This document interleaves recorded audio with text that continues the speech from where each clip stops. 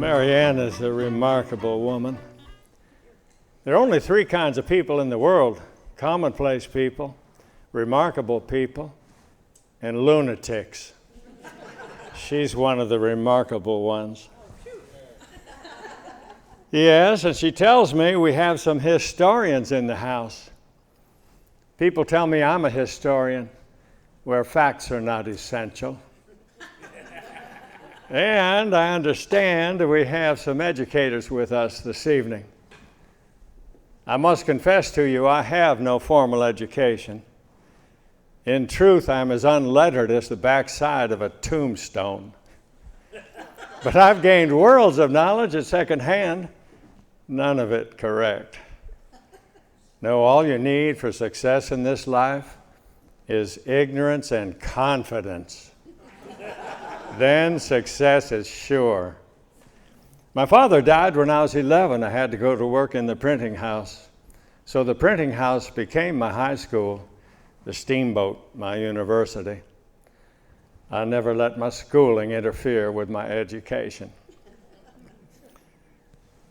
So I wrote to my brother in 1866, I have had a call to literature of a low order, humorous, to excite the mirth of God's creatures. And 150 years later, 2016, America minted our first coin for literature, the Mark Twain commemorative coin. The only thing our 114th Congress could get together on. You might be wondering how Mark Twain can know about 2016. Well, for a very good reason. The reports of my death have been greatly exaggerated. Along the way, I managed to acquire some entrepreneurial excesses. I never saw an opportunity until it had ceased to be one. And whenever I got in on the ground floor of a commercial venture, there was an SOB in the basement. Alexander Graham Bell gave me the first telephone in a private residence, but I took it out. I never got any calls. A scientist told me he could convert 97% of the energy in a lump of coal to steam. So I retained him at $35 a week to continue with his research and development. But I could tell from his gait and his breath, he was drinking $36 worth of whiskey a week. I never did find out where he got the other dollar.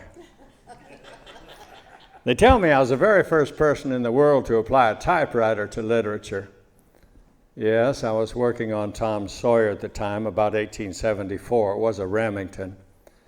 But that Remington threw me into such fits of profanity, I could feel my morals going down and down. So I gave that infernal machine to Howells, William Dean Howells, editor of The Atlantic.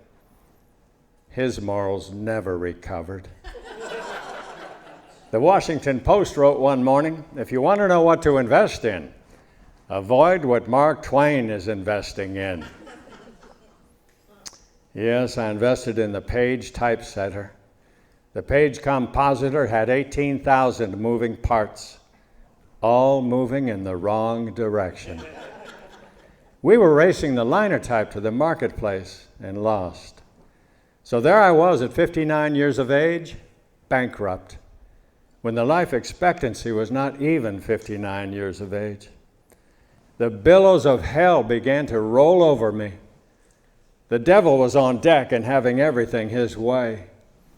Until Henry Rogers invited me up to his office. Henry was the number 2 man at Standard Oil, and he took an interest in my financial affairs. He told me, Sam, you can afford to be money poor. You cannot afford to be character poor. You must pay back 100 cents on the dollar. This was a dismal revelation to me. But Henry helped plan an around-the-world lecture tour on a steamer. And off we went, my wife, Olivia, our middle daughter, Clara, and I sent every half dime I made to Henry to invest. Subsequently, I would write a book about that world tour, Following the Equator, and dedicate that book to Henry Rogers. And 3 years later, 1898, I received a cable from Rogers. Sam, you're in the black, having paid back 100 cents on the dollar. I learned from Henry Rogers, there is no statute of limitations to honor. Honor has no statute of limitations. And were it not for Henry Rogers, the only shelter I would have today would be an umbrella, and a borrowed one at that. I had a letter from a friend last week. He said, Sam, that friend of yours, Rogers, he's a good enough fellow, I suppose. It's just too bad his money is tainted. I wrote him back. I said, you're right.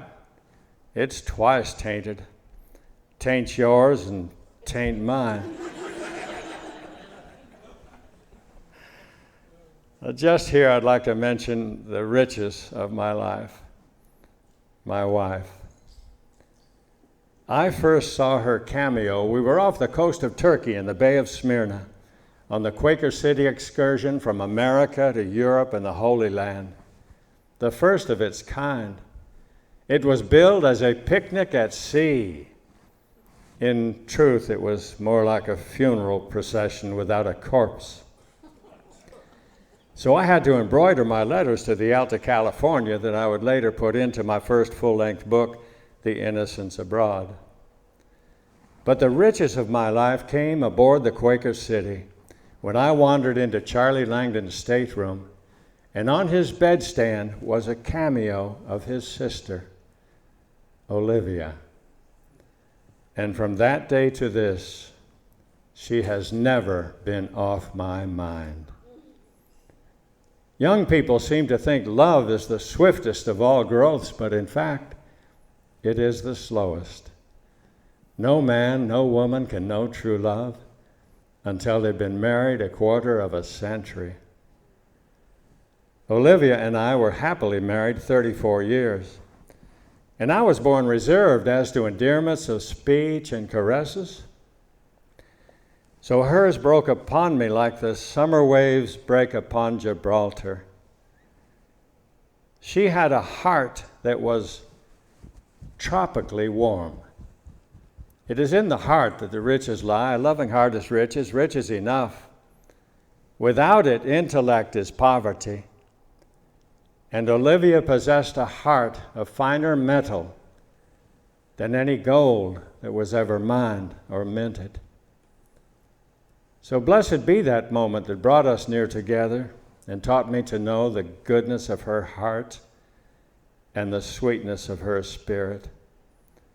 Whoever fell within the influence of her beautiful nature was her willing slave forevermore.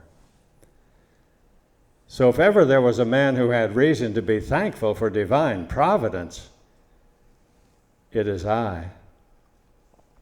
I'll say this about Olivia. Wheresoever she was, there was Eden. But I don't want to get sentimental on you. I thought in light of my 187th birthday, I might like to share with you some secrets to my longevity and some etiquette on getting into heaven that you might find handy someday. I should begin at the beginning. I remember the day I was born. Everybody came around to look me over, and I shouldn't have minded if somebody had paid me a compliment, but nobody did. Might have been the mustache. When I was 9 days old, I discovered if a pin were sticking me and I advertised it in the customary fashion, I would be petted and coddled in a most agreeable way. But when my parents discovered there was no pin, they realized another liar had been added to the world's supply. My mother always said I was a wellspring of truth. You just couldn't bring it all up in one bucket. I'm old enough now to have been mentioned in the Bible. Yes, you look in Matthew, you will see, whosoever shall compel thee to go a mile, walk with him twain. Ostensibly, I'm an old man now. I've known a great many troubles. Most of them never happened. When I was a younger man studying for the gallows, I could remember anything, whether it happened or not. Now it seems I can only remember the latter.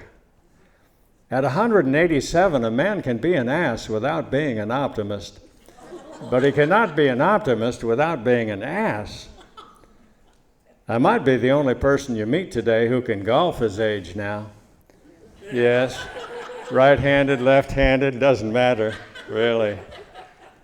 The last time I played golf was with Woodrow Wilson down in Bermuda. And I remember his turning to me on that beautiful fairway and saying, "Sam, good sportsmanship is not picking up lost golf balls while they're still rolling." Oh, I had a pocket full of them, yes. No, golf is a good walk, spoiled. But I have achieved my 187 years in the usual way. That is by sticking to a scheme of life that would kill anybody else. You cannot get to old age by another man's road. My habits protect my life while they would assassinate you. We have no permanent habits until we are 40. Then they begin to harden. Presently, they petrify. Then business begins. In the matter of diet, I've been persistently strict in sticking to things that did not agree with each other's company and letting them fight it out on the inside. This has always worked for me until this last Nevada day. I stopped frolicking around with mincemeat pie and brandy after midnight. Up until this last Nevada day, I always thought mincemeat pie and brandy was like that gun on the wall, not loaded. As for drinking, I don't have any rules as for drinking. When others are drinking, I like to help. I have found that a tumbler full of whiskey in the early evening is a preventive against toothache. I've never had the toothache, and I don't intend to have one. As for smoking, well, I came into the world asking for a light. I'll probably go out blowing smoke rings. But I'm smoking in moderation now. I never smoke more than one of these at a time. Never smoke while asleep anymore. Never refrain while awake. This is a good rule. Wouldn't answer for everybody trying to get to be 187, but it answers for me. I buy my cigars by the barrel. 60 years ago, I paid $6 a barrel, but my taste has improved here lately. Now, I pay $7. And that includes the barrel. Now, my cigars are manufactured out in Dayton, Nevada, for the clergy. Make noise when they burn, like a forest fire crackling. But mosquitoes take no interest in me whatsoever. Women either, for that matter. No, it's easy to give up smoking. I've done it thousands of times. As for exercise, I've never taken any exercise, and I don't intend to take any. Exercise is loathsome. I've never seen any advantage in being tired. Whenever I get the urge to exercise, I go lie down somewhere till it passes away. The only exercise I get anymore is as a pallbearer for friends who exercised all their lives. Oh, and never put off until tomorrow what you can put off until day after tomorrow. As for profanity, well, there are times when profanity provides a relief denied even to prayer. And when it comes to pure ornamental cursing, the average American is gifted above the sons of men. Oh, I used to be able to utter an oath that would knock the dust up where it struck the ground. When angry, count 4. When very angry, go ahead and swear. It's the people's poetry. Our wonderful friend, ally, and 30-year housekeeper, Katie Leary, wrote about me in her book. Mr. Clemens swore like an angel. I like that. I had a lady friend who was ill last week ask me, Sam, what can I do to feel better? I feel awful. Well, I told her what my doctor told me. I said, dear, you must give up drinking and smoking and swearing. She said, but Sam, that would be easy. I don't drink, and I don't smoke, and I've never sworn. Well, there it was. She had been neglecting her habits. Here was this poor moral pauper, a sinking ship with no baggage to throw over. Oh yes, one little bad habit might have saved her. So I repeat and emphasize my maxim, you cannot get to old age by another man's road. The important thing, the essential thing, is that we endeavor so to live that when we come to die, even the undertaker will be sorry. Now, I promised you some etiquette on getting into heaven. When you get up to the pearly gates, don't speak first. Let St. Peter speak first. And don't start a sentence with say or so or like. And don't try to take a selfie with him. Hell is full of people who have tried that. And don't take your dog. Heaven goes by favor. If it went by merit, your dog would go in and you would stay out. Oh, and if you get in, don't tip St. Peter publicly. Well, you might be wondering how Mark Twain got all the way from the Mississippi River to California. I'm going to tell you. When I was a boy, my comrades and I in that little village on the western banks of the Mississippi River had but one permanent ambition, to be a steamboatman. Here was a chance for adventure, excitement, New Orleans. And we used to measure the depth of the water on the Mississippi River with a sounding line. It was a lead line that had a large knot at the safe water mark. Well, those paddle wheels needed 12 feet of water to churn their magic, or 2 fathoms. But we didn't say 2 back then on the river. No, we used the old biblical term for 2, twain. And that cub, 12 years old, would cast that line off the bow. And if they had plenty of water, he'd shout up to the pilot house, deep 6. And as the water got shallow, Mark 3/4 twain. And when that knot appeared at 2 fathoms, he'd get concerned. For if the pilot didn't get that rig straightened out, they might go up onto a shoal and break up. So when he saw that knot at 2 fathoms, he shouted up to the pilot house, what do you suppose? Yes. And when people heard Mark Twain on the river, they were interested in what was going on. And I like that. And I never forgot it. Oh, I didn't think I had brains enough to be pilot. And if I did, I wouldn't have the strength to carry those brains around unless I went on crutches. But eventually I did work my way up into that pilot house, thanks to Horace Bigsby. By the shadow of death, but he was one lightning pilot. He told me I didn't know enough to pilot a cow down a lane, and that I'd have to learn the entire river by heart, which was a dismal revelation to me. But eventually I did work my way up into that pilot house. Yes, I did. And those were wonderful days.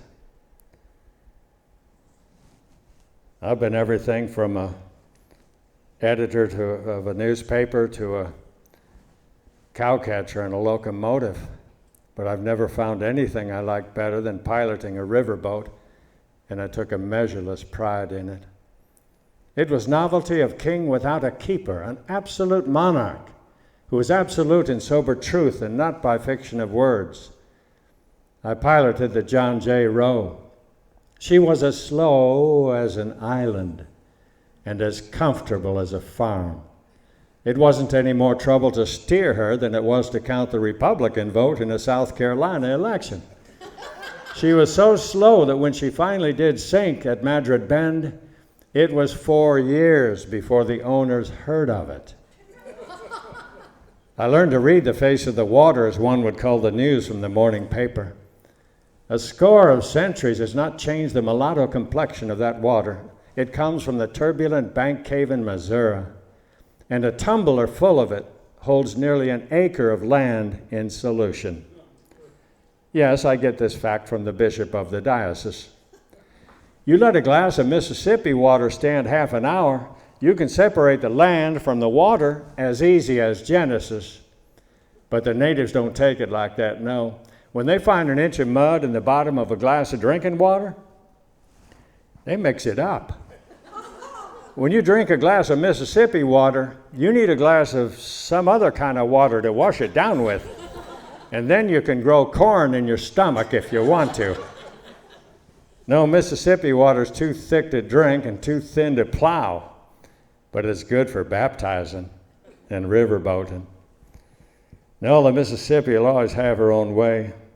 Those engineers up at West Point, they might as well try to bully the comets in their courses as to try to bully the Mississippi into behaving. I've seen that river so wide it only had one bank. I was piloting on the river when we first learned that South Carolina had gone out of the Union. This was in December of 1860. And by the summer of 61, the first wash of the wave of war broke upon the shores of Missouri. I took the last boat up out of New Orleans after the fall of Fort Sumter. Well, 15 of us gathered together in a secret place by night and formed ourselves into a military company, the Marion Rangers. I arrived riding a small yellow donkey, so small my feet touched the ground on both sides, and he was able to bend around and bite me on the legs. I was carrying a skillet, a squirrel gun, and an open umbrella to keep the sun off. They made me second lieutenant. We had no first lieutenant. I don't know why. Well, for a while, life was idly delicious. There was nothing to mar it, until some farmers brought the alarm one day. They said it was rumored that the enemy was approaching over Hyde's Prairie. Well, this brought sharp and general consternation. So in the confusion, we did not know which way to retreat. Captain Lyman had some calming words, however. He said, "Inasmuch as the enemy is approaching over Hyde's Prairie, our course is simple. All we need to do is not to retreat towards him.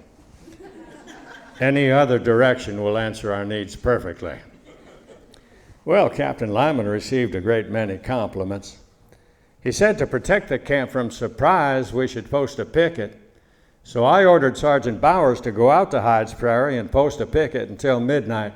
He said he wouldn't go on account of the weather. So I ordered the others to go. They said they wouldn't go in any kind of weather. So for the next 2 weeks, we learned more about retreating than the man who invented retreating. I was incapacitated from retreating. And in that little time, that 2 weeks, the desire to kill people to whom I had not been introduced had passed away.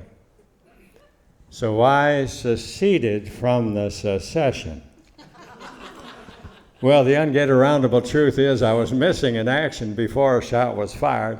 Some said I was too irregular, even for the irregulars.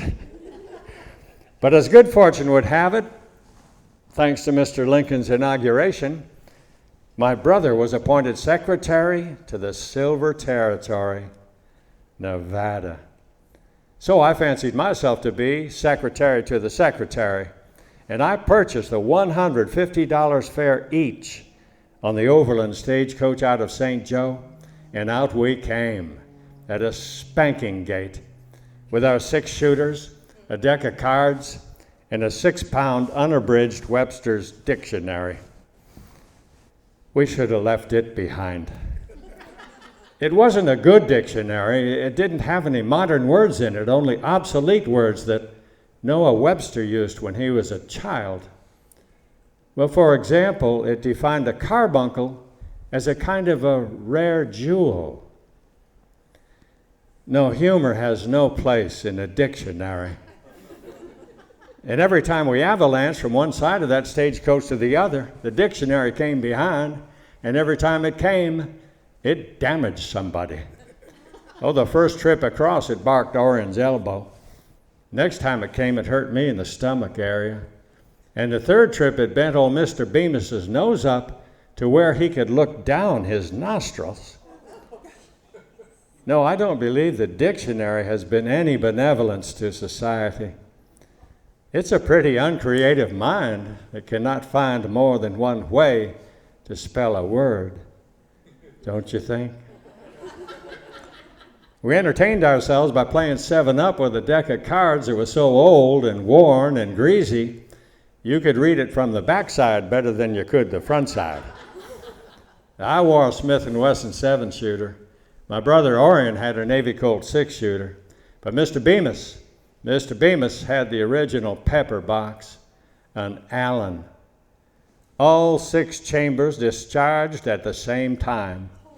And when that happened, the only safe place in all the region was behind it. For if it didn't get what it was after, it'd fetch up something else. But you want to see a jackass rabbit get up and hump himself, that's the weapon you want, is the Allen. Well, 20 days on the overland. Once we heard the thunder of hooves push back the flap, and there was the Pony Express galloping past, like the belated fragment of a storm. And so sudden was it all, and so like a flash of unreal fancy, that were it not for the flake of white foam left quivering and perishing on the mail sack, we might have been left in doubt as to whether we saw a pony and a rider at all. They were so fast. But imagine with me, if you will, we'd climb up on top of the box at dawn in our long johns, smoke our pipes and cigars, and watch the sunrise on the prairie. Even to this day, it thrills me to think of the wild sense of freedom that used to make the blood dance in our veins on those fine overland mornings. And at last, we disembarked in the Silver Land. This was in August of 1861. And back then, I have to tell you, Carson City was the most uninhabitable place on earth. Nothing grew there. Even the birds, when they flew over, carried their own provisions. But we hiked into the foothills and looked back on Carson, nestled in that flat sandy desert and surrounded by such prodigious mountains that they seemed to expand your soul until you felt yourself spreading into a colossus. And in that instant, you were seized with a burning desire to stretch forth your hand, put Carson in your pocket, and walk off with it. It was beautiful, really. And I could see I was going to need some transportation while in Carson City, so I attended an auction and bought a genuine Mexican plug. Well, I didn't know what a genuine Mexican plug was, really, but I bought it on the advice of a man I later found out was the auctioneer's brother. Well, his tail had been chopped off, or he sat down on it wrong at one time or the other, but anyways, he was proud of it. But this left him only his heels with which to fight off the flies. Well, with some help of some others, some holding his head and some holding his tail, I was able to climb onto that steed, but my feet slipped through the stirrups on the inside, so I was handcuffed at the ankles, and he knew it.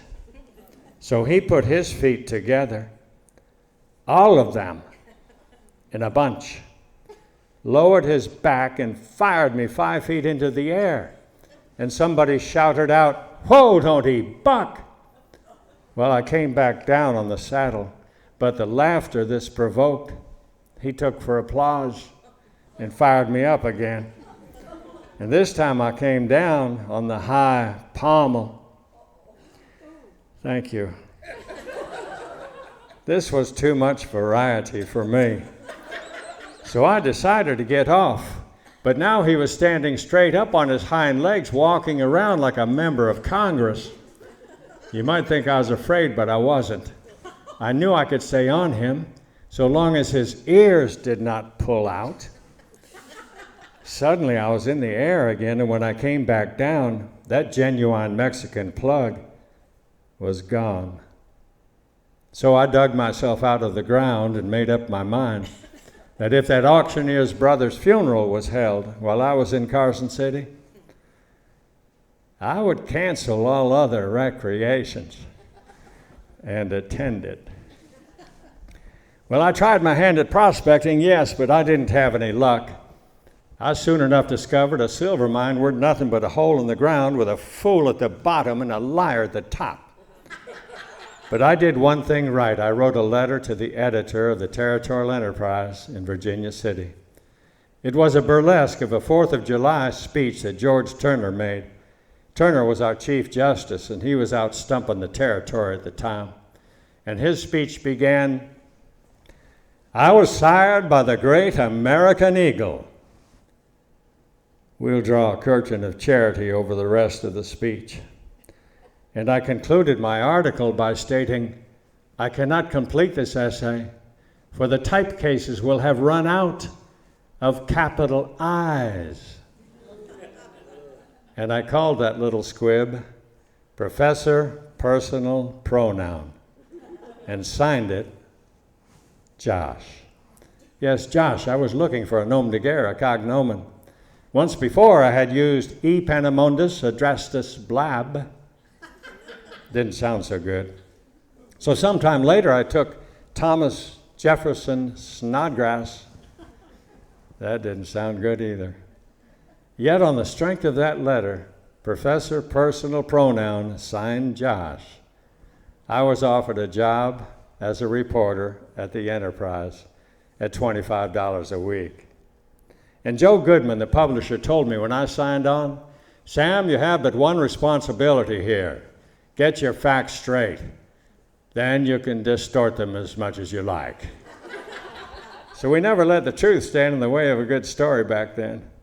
No, I learned in Virginia City a good lie can travel twice around the globe before the truth gets its boots on. Which is not to say we were trying to foist an untruth off on an unsuspecting public, no. Our little quaints were obvious sagebrush humor, and Nevada was built on tall tales. We had three kinds of stories back then. We had stretchers that stretched the truth a little beyond the horizon of fact, lifters that would actually lift the furniture, and powder burners. Here lately, I've stopped lying altogether since the amateurs have taken over the field. Well, $25 a week might not sound like a lot of money today, I understand, but you must remember, back then 20 cents would buy you an entire meal at the Delta Saloon, and that included your sarsaparilla or your tarantula juice. We had a drink back then called a tarantula juice. Nobody knew all that went into the tarantula juice, but the last thing they did to it, to give it dignity, was to strain it through a cane-bottomed chair. Well, to get the big lumps out. Oh, 2 tarantula juices would turn a man's skin to white fish scales. It was so tough a dog could bite him and he wouldn't know it till he read about it in the papers. Brought on premature decrepitude. No, you can set it down as a maxim. A diet of whiskey produces rowdyism as naturally as turtle soup puts fat on an alderman. The Teamsters used to trade punches continuously as if for exercise. 52 saloons we had in that town in my day, and no town drunk. No, we took turns. Well, I could see that this was no place for a good Presbyterian, so I didn't remain one very long. I remember one Sunday morning we were holding foot races on C Street after church. We must have held 14, 15 heats before we crowned our champion, hoisted him up on our shoulders, were parading him around, when a courtesan of the Comstock, a friend of Julia Bulette's, shouted down from a second-story window, I got $100 says I can beat your man from my door to the end of the block. Well, Virginia City always was a betting man's territory, but I never saw money change hands like that before. Our champion jogged over to her door, whereupon she burst through that doorway, buck naked, ran to the end of the block uncontested. Well, he was not going to be seen chasing a naked lady down C Street. The atmosphere was so rarefied on account of the great altitude that one's blood lay near the surface always. Therefore, the scratch of a pin was a disaster worth worrying about, for chances were a grievous erysipelas would ensue. But to offset this, a thin atmosphere seemed to carry healing to gunshot wounds. Therefore, to merely shoot your adversary through both lungs was a thing not likely to afford you any permanent satisfaction, for he would be out within the month looking for you, and not with an opera glass either. I covered the legislature for the Enterprise, and in all these years, nothing has changed. Never have I seen a body of men with tongues so handy and information so uncertain. Well, they could talk for a week without ever getting rid of an idea. If any one of them had been on hand when the Creator was at the point of saying, "Let there be light," we never would have got it. No, the Nevada legislature meets every 2 years for 60 days, when they ought rightly meet every 60 years for 2 days. When the Nevada legislature is in session, nobody is safe. Oh, but we had fun. I remember attending a ball over in Gold Hill in a ramshackle, dismal old barn of a place. It was lighted from end to end with tallow candle chandeliers made out of barrel hoops suspended from the ceiling. The grease dripped all over us. There were 200 or 300 stalwart men present, dancing with cordial energy, half of them representing women. Yes, each with a handkerchief tied around his left arm to distinguish him from the men. I was a lady myself. I wore a revolver in my belt. So did all of the other ladies. Nevada truly was battle-born. Well, my roommate in Virginia City and colleague at the Enterprise, Dan DeQuill, was a much better writer than I. He once described the countryside around Virginia City. He said, "The granite cropping out through the sagebrush is like the bones of a land sticking out through its rags." I like that. I merely stated the countryside looked something like a singed cat. Yeah. Dan described the Washoe Zephyr. He said, "I saw a Chinese man flying a kite in a Washoe Zephyr today, and upon closer observation, I recognized it was an iron door with a logging chain for a tail." For those not familiar with the Zephyr, it's a soaring dust drift the size of the United States set up edgewise. Its office hours are 2 in the afternoon to 2 in the morning, and if you venture out into it, you need to allow for the wind, or you end up 1.5 miles to the leeward of what you're aiming at. It comes in layers. In the highest reaches, you'll see parasols and chickens. The next layer down, buffalo robes and doormats. And then only 10 or 12 feet above the ground, wheelbarrows and small children. I remember one Sunday morning, Dan decided to attend Dr. Corpenning's funeral, but he thought he should wear a white shirt. We had a devil of a time trying to locate such an article. We turned over all of the traps and finally found a shirt that looked like it was suffering from the yellow fever, and an old coat that was so wrinkled it looked like it might have been quilted at one time or another, and a stovepipe hat that was a little caved in on one side. And in this gorgeous costume, Dan attended Dr. Corpenning's funeral. When he returned at the end of the day, his own dog drove him away from the cabin. My brother would have been Secretary of State, but he changed his politics and his religion with his shirt. He never acquired a conviction that could withstand a disapproving remark from a cat. Oh, he would champion the cadets for temperance one day and then go the other way for a while. And it was during just one of these spasms of virtue that his name would have come up for nomination at the Constitutional Convention. But he had already been teetotaler for 3 days already, so he got not one mention. Well, he hung out a shingle and became an attorney at law. But here again in court, he argued his case so diligently and so conscientiously that by the time he finished his argument, neither he nor the jury knew which side he was on. But Orion held the belt for these parts. Yes, he did. Well, I know I probably told you how I took my name on the river, 2 fathoms being safe water, and Twain being the biblical term for two. And I stuck to that story all my life to protect my wife. I didn't want her knowing how we carried on back then, but I can tell you the truth. We would put the paper to bed at the Enterprise and go over to the corner saloon for a restorative to sweeten the bilge waters a little. And old John Piper had the corner saloon. He was a very gracious proprietor. He had a board behind the bar. It was a chalkboard. And on occasion, he would mark a credit for his favorite customers, of which I am proud to say I was one. These were days before the Internal Revenue Service or record keeping of any consequence, or even currency. We dealt in coins, silver mostly, some gold. And it got to be such a good thing that no sooner would I walk through those swinging doors of the corner saloon with one of my drinking companions than a regular would shout out, "Mark Twain!" And John Piper would mark 2 on the board behind the bar. So now you know the truth, the petrified truth. I might have stayed longer than my 21 months at the Enterprise, but for a fellow by the name of Laird, James Laird, he was editor for the competition, the Daily Union. Imagine, we had 4 daily newspapers up there back then. We were larger than Los Angeles at the time.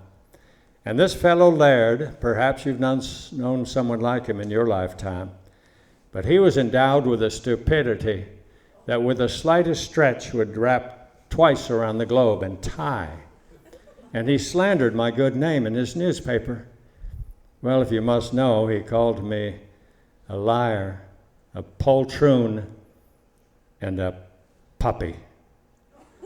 Well, I slandered him back in the Enterprise. This went back and forth 2 or 3 days until I had to call him a coward and challenge him to a duel, which was imprudent. Oh, I wore a sidearm, yes, but that was only so as not to be conspicuous. I didn't know how to shoot one. But my friend Gillis knew how to fire, so Gillis and I went out to the appointed spot for the duel out at 6 Mile Canyon a half hour early to practice. And Gillis was such a good shot that he took the head off a mud hen just as Laird came riding up on his pony. And Gillis was quick enough to hand me that smoking sidearm and say, "Nice shot, Sam. Don't kill him. Just shoot his nasty face off." Well, Laird heard that. He did twice around on his pony, and off he went. But I was not far behind, for Governor Nye issued a warrant for my arrest for dueling, which had just been made illegal in Nevada. So I decamped for San Francisco to be unemployed. Coldest winter I ever spent in my life was a summer in San Francisco. When I laid down my pen at the Territorial Enterprise, I had 4 horse whippings and 2 duels owing to me. And yet when I said goodbye to California and Nevada, I knew I was saying goodbye to the most vigorous enjoyment of life I would ever be afforded. Those days were full to the brim with the wine of life, and there have been no others like them. Let's take advantage of the wonderful hospitality here that Ramona and Marianne are extending to us. Go out and get ourselves a cocktail and come back in, and I'm going to get to my favorite part of the evening, the Q and O as opposed to the Q and A, because if I don't have an answer, at least I'll have an opinion. Thank you. See you in a few minutes.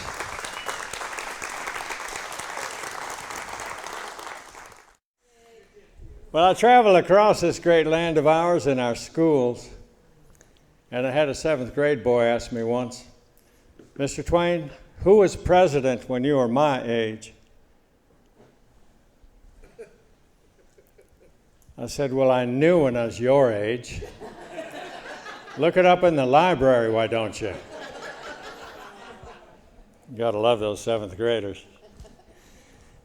All right, how about a question now for Mark Twain, and then in a minute we'll take a couple from McAvoy. So, what gave you the idea for The Prince and the Pauper? Oh, what gave me the idea for The Prince and the Pauper? My daughters. I had two loving daughters that always wanted to put on plays. And they were always playing parts like that, the haves and the have-nots. And so I thought, I'll write a book for them.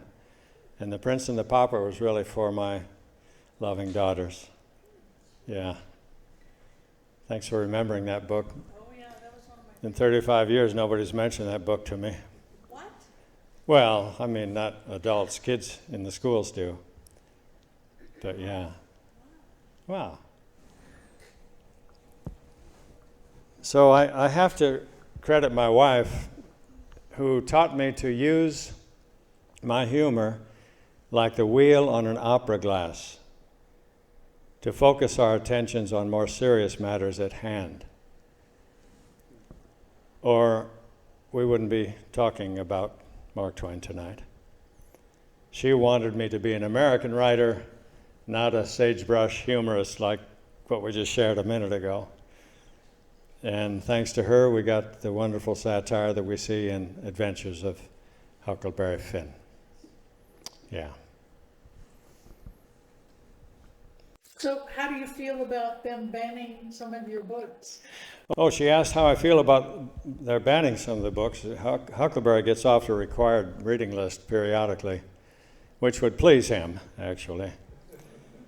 And we developed a wonderful venue to work with that very problem, called the Trial of Mark Twain, where AP English kids would try me for publishing racist literature and get their evidence out of Huckleberry Finn. Real courtroom, real judge, mock trial. And I remember one of the last times we did this was in Phoenix at the beautiful federal courthouse there, the Sandra Day O'Connor big glass building. And there are kids on the way there in the bus, and they're telling me, "You're going down, Twain." But when we walk in that courthouse, in that courtroom, everything changes. Their demeanor, their delivery, they turn into adults before your eyes. And it's so heartening to see. And once they realize that if you get past that word that sears the eyeball and makes you want to set the work aside, and the word that appears 200 times in that novel, you will realize that Adventures of Huckleberry Finn is a strong indictment against racism, prejudice, and narrow-mindedness. And when you see that happen, it is so heartwarming, I can't tell you. Yeah. Does Tom Sawyer fit in this anywhere? Oh, Tom Sawyer was more based on me than any of the other characters because he was a bit of a con man. Yeah. Yeah. So, the boy books, Tom Sawyer was written in third person. And I thought, well, I want to get a little closer to the characters here, so I wrote Huckleberry in first person, and it worked out better that way. Yeah. Yes, dear? Was your wife, Olivia, part of any of the stories that you choose to not really talk exactly about her, but gave you inspiration? Oh, yes. She asked if my wife, Olivia, gave me inspiration for some of my stories. Absolutely. The Diary of Adam and Eve is all about her. You know, when I said wheresoever she was, there was Eden, that was from Diary of Adam and Eve. Yeah, oh, she was the best thing that ever happened to me. And it was funny the way I got to meet her. I fell in love with her cameo, like I mentioned, out on the Quaker City excursion.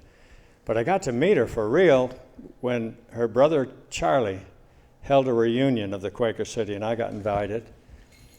And we went to hear Dickens read at the Steinway Theater in New York. I sat next to her, and I did not hear a word Dickens said. I was so smitten with her. And I was scheduled to leave the next morning, but I positioned myself on the horse-drawn wagon to where when that horse took its first leap forward, I fell out onto the driveway on my shoulders and got 3 more days. Yeah. And at the end of those 3 days, I asked her to marry me. She said no. And she sent me away, and I went out on the Lyceum lecture series, and I would write her every week. Livy, I gave up my pipe today for you. A week later, Livy, I gave up my whiskey for you. At the end of the month, I was but a shadow of my original self. I'd given everything up, but she said yes, but you need to talk to my father. So Mr. Langdon called me into the library and asked if I would send for references out west, which I did. I went back out onto the Lyceum series. 3 weeks later, he called me back into the library. He had the letters, and he started to read them out loud. The first one was from Reverend Stebbins of San Francisco, and it began, Mark Twain was born to be hanged. That was the best letter of the bunch. And as Mr. Langdon continued to read, I continued to slide down in my chair till I was almost under the table. Mercifully, he stopped reading and looked at me and asked, Sam, don't you have a friend in the world? I said, apparently not. He walked over, put his hand on my shoulder, and said, I know you better than they do. Take the girl. My lucky day. Yeah. Wow. Well, I'll take one more question here as Mark Twain, and then I get to answer a couple from... Earlier that you thought it was a good time to leave San Francisco. Do you have any more detail on why you left San Francisco? Oh, yeah, why I left San Francisco. Well, I remember getting to San Francisco, and a reporter came to my door, banging on my door well before noon, announcing he was with the call. My first impulse was to pulverize him with a chair, but he sat down in it and began, Mr. Twain, may I ask you some questions calculated to bring up interesting points in your public and private life? I said, yes, but I have a very poor memory. Well, that's all right, just so long as you do the best you can. Let me begin with this. Who's the most interesting American you ever met? Aaron Burr. Aaron Burr. Aaron Burr died in 1836. You were born in 1835. How is that possible? It's not. But son, you have gained distinction. For this is the first time, to my knowledge, that fool paper of yours has corrected an error before it went to press.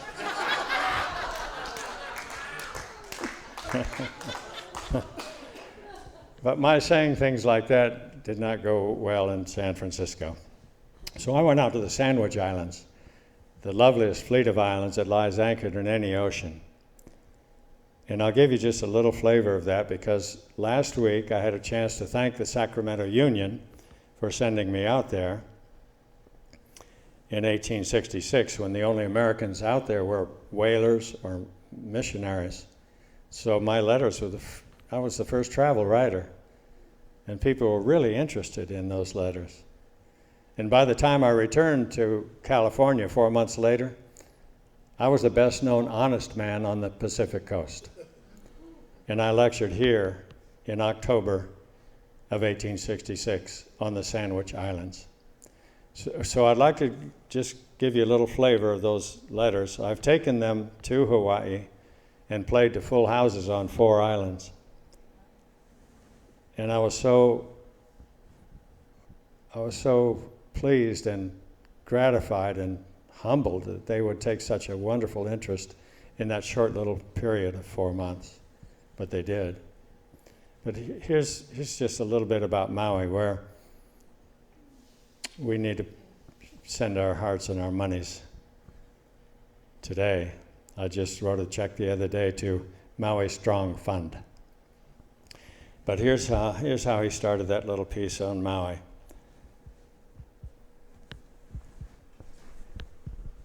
I went to Maui to spend a week and remained 5. I would not have fooled away any of it writing letters under any consideration whatever. I thought not once of human toil or sorrow or weariness. Few such months come in a lifetime. The chief pride of Maui is her dead volcano of Haleakala. We climbed 1,000 feet up the side of this isolated colossus one afternoon, camped, and next day climbed the remaining 9,000 feet. The sublimest spectacle I ever witnessed was a sunrise from the summit of Haleakala through the bottom of a tumbler. One particularly lovely day on Maui, I observed a bevy of naked native ladies bathing in the ocean. Well, this was the sort of local color I was looking for the Sacramento Union. So I went down and sat on their clothes. Well, to keep them from being stolen. The sea was rising. It was a dangerous situation. I shouted for them to come out, but they ignored my warnings and continued to frolic in the sea. It was a heartwarming sight. When I got up to go, I noticed my horse was asleep, which goes to show you there is a difference between a man and a horse. You cannot depend upon a horse to gather news for the Sacramento Union. No, the Sandwich Islands are one long slumbering Sabbath.